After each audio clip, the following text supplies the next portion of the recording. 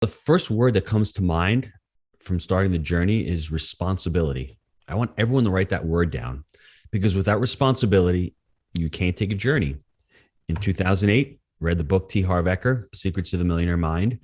I realized that at the Great Recession, we can either blame the economy, blame Frank Dodd, blame whatever is going on, or we can take a look at ourselves and say, how do I grow? Your income can grow only to the extent that you grow. And I was stuck. I had one restaurant, amazing food, but what was happening in a way? A lot of competition, a lot of things were changing the economy. All of a sudden, you have Grubhub, you have these other services, you have different eateries coming online. Panera's going hot. It's just different food types. And I was stuck there and I said, what is my next step? I had done a couple of real estate deals that did not work out for me. And they didn't work out because I wasn't educated. I ultimately took responsibility. And hey, partnerships were bad. The market was bad, but it was my responsibility that those deals didn't work. So that word, everybody, if you're not ultimately responsible for all of your actions today going forward, you're not going to quote unquote succeed. Another book that I would recommend to everybody, I just finished reading it. Dr. Hardy and Dan Sullivan wrote The Gap and the Gain. I want everyone to take a look at where they are in life. We're always trying to achieve or trying to aspire or trying to hit that goal, which is what we should be wanting to do. But don't forget to look back and see the amazing amount of gains that we've already accomplished. On that first deal that Jake and I did, if I look back from 2009 meeting Jake to 2013, there was 4 years that I had a relationship with Jake before we bought our first deal. It took us 18 months to find that first deal. If I did not look back and say, wow, I can't believe we got that first deal, all of those actions that I needed to take to underwrite a deal, to talk to brokers, to actually partner up with Jake, to put in the LOI, always measure your gains and measure your growth by looking back and what you've accomplished. And that will fuel you to go forward because we all need that vision to go forward. But looking back, it's been an amazing journey. And I'm just, to me, scratching the surface and my goals have changed. I'm not one here who wants to acquire more units. I'm here to acquire really good deals. That's what my goal is for myself. The Jake and Gino community has closed almost 35,000 units. We only started 4 or 5 years ago. The first couple of years, students weren't closing deals, but it's that momentum, looking back and doing those daily habits and putting those daily grinds and making sure that you're working towards your personal vision and knowing why you're doing it. For me, the big why of getting to multifamily was I had a W-2 job. I didn't want to get on that rat race. How many of you guys out there, by a show of hands, I wish I could see people's hands go up, are stuck in that rat race? I was working. Someday I'd get paid. Even though I was self-employed, I was stuck in that rat race.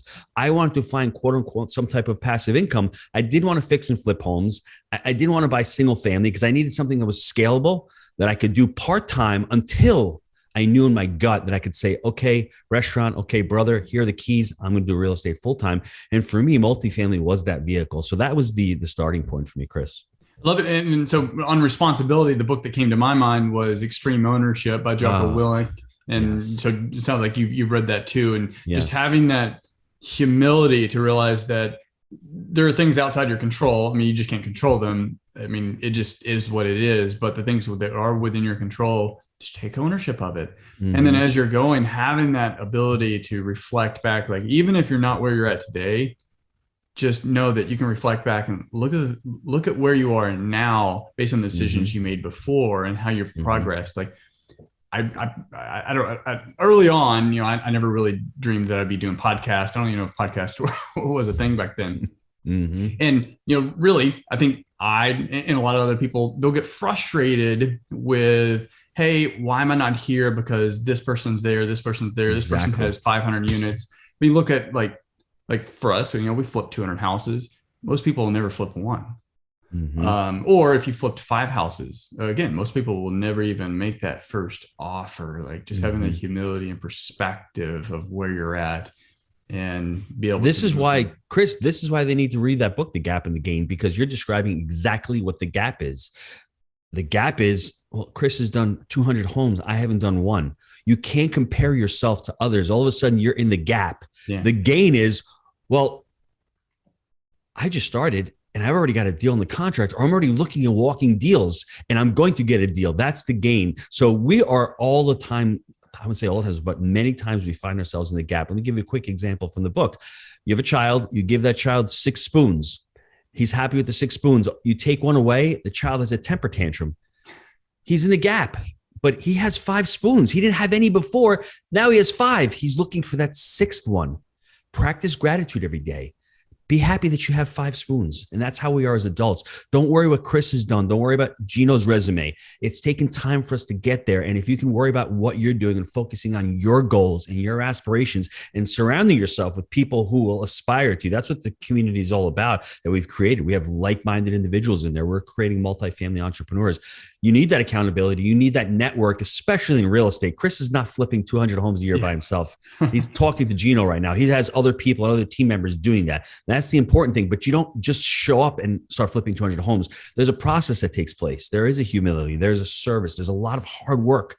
There's no 4-hour work weeks in the beginning. I still don't have 4-hour work weeks. So I don't know where that idea comes from, because if you love what you're doing, you're not going to work 4 hours a week. You're going to work 40 hours a week minimum, if not more. But it does take time. And read that book, because it's such a powerful book, because when you show gratitude for what you have, it opens up the possibilities. All of a sudden you have that positive mindset. You don't have those energy blocks. You have enough uplifting, attitude, and you can do anything attitude. Behaviors are belief driven. If you can believe it, all of a sudden things start happening in your life.